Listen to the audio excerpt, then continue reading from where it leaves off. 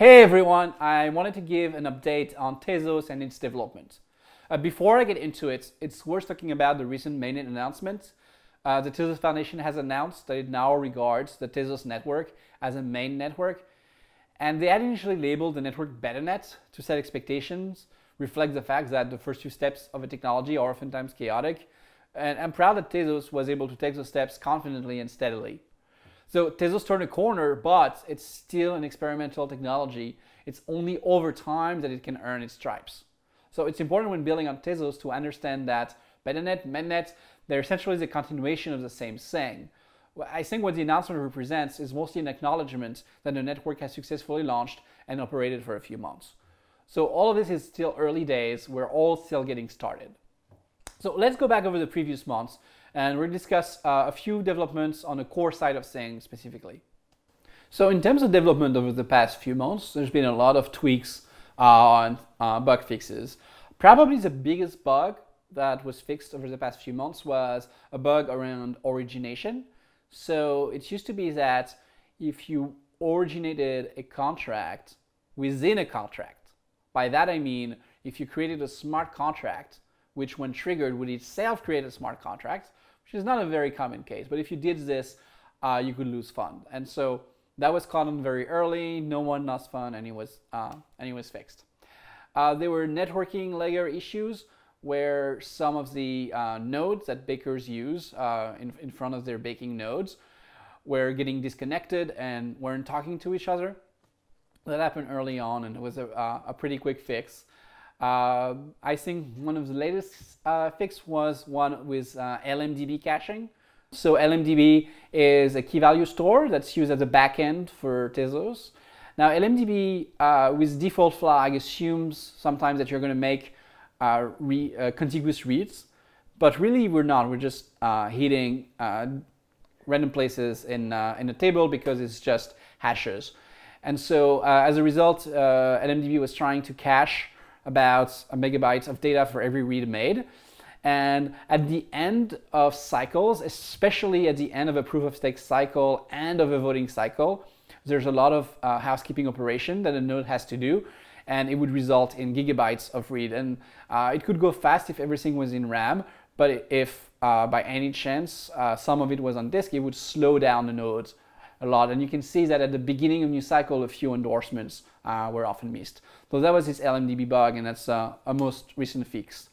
In general, there's been a lot of documentation effort, better documentation for the testnet, for the different parts of the code base, for the RPCs. PBSS has been moving forward. You may remember it's a cryptographic technique for generating a random number in a distributed setting. So we already have one way to do that in Tezos, which is based on economic incentive.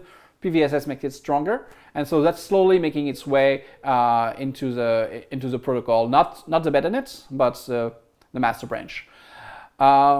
There was also some small changes in Michelson. Michelson got a size instruction for data, which allows it to do atomic swaps, and there were a few examples of atomic swaps done with Bitcoin. The baker has been improved so that it's smarter about the order in which it parses operations. And there's also, interestingly, some preliminary work which has happened around the sapling circuit from Zcash. So that means essentially building binding so that it can be used from a camel. Okay, looking forward, here's a couple of things that are going to happen in the next few months that I'm excited about. So one is testing the voting procedure. It's implemented, it's in the system. There's not a whole lot of documentation around it. So there's probably going to be a test on the AlphaNets around voting to make sure that it works. And then after that, pretty much most of the changes that are going to happen to Tezos can be done through the voting procedure. So that brings the question of what is the first amendment to Tezos going to look like? Well, ultimately, that depends on what gets adopted, but in terms of what might be proposed, I think a lot of the changes are going to be simple stuff to begin with. One proposition is better baking. Right now, bakers have to read operations twice. They execute the operation and all the gas when it comes in the mempool, and then they have to execute it a second time once it gets into the block, and that's not very efficient. There's a way to make it a lot more efficient, which is to do two things. First is you prevent a manager from having more than one operation in a block. And that can sound limiting at first, but it's not really limiting because a manager operation can be a bundle of many transactions, many originations. And the second thing is you do not allow a smart contract, that is an account with code, to initiate a transaction. If you do these two things, then the mempool becomes a lot easier to manage. Basically, the only thing you have to check is, does this operation have enough to cover its fees, and that's all, and you just package them in a block. So ultimately, the benefit of doing this is higher throughput, because the more time the baker can spend just playing the operation once, the more gas you can have inside a block. And that brings me to better gas accounting. So right now, the gas limit for operations and for blocks is fairly low. And this is because a lot of the gas constants in the program have not been optimized. To be optimized, there needs to be some sort of profiling done of operation. And that profiling will allow the constants to be fine-tuned. Once the constants for gas are fine-tuned, then the gas limit can be raised. And the ZeroNet is already trying that with a higher gas limit, although it doesn't have different constants. And so the idea is that it should be possible to have contracts that do a lot more than what they can currently do. So right now, the contract can still do a lot. They can do multi-sigs or some token standards contracts that exist. So you can do these things, but with better gas accounting, they can do a lot more. There's also the fancier stuff. So this is a simple stuff, fixes to the protocol, slight improvements, tweaks. The fancier stuff, I think, is the type of features which qualitatively change the protocol and make it better. So one I mentioned before was the PBSS for random number generation. That should considerably improve the protocol. Another one would be any kind of integration with the sapling circuit. I think that would be extremely exciting. Cornell is coming up with a proposal for sharding around Tezos, which I think alleviates some of the complexities that's usually seen around sharding proposals. So that will be exciting to see. But some of the upgrades I'm most excited about are upgrades to the governance model itself. So Tezos right now uses voting, which is a very simple procedure. It's good for Bootstrap. But the point of it is to make good decisions. It's not voting for voting's sake. And there's different approaches which can be taken, either to restrict what can be affected by voting, or to supplement voting with other decision procedure. So one such proposal is FutureKey, and I had a recent blog post about it. And the benefit of FutureKey is that it can complement voting, because it's in some sense a more objective, market-based method for deciding on which policy might be a good policy or bad policy. And it can be less sensitive than voting to biases.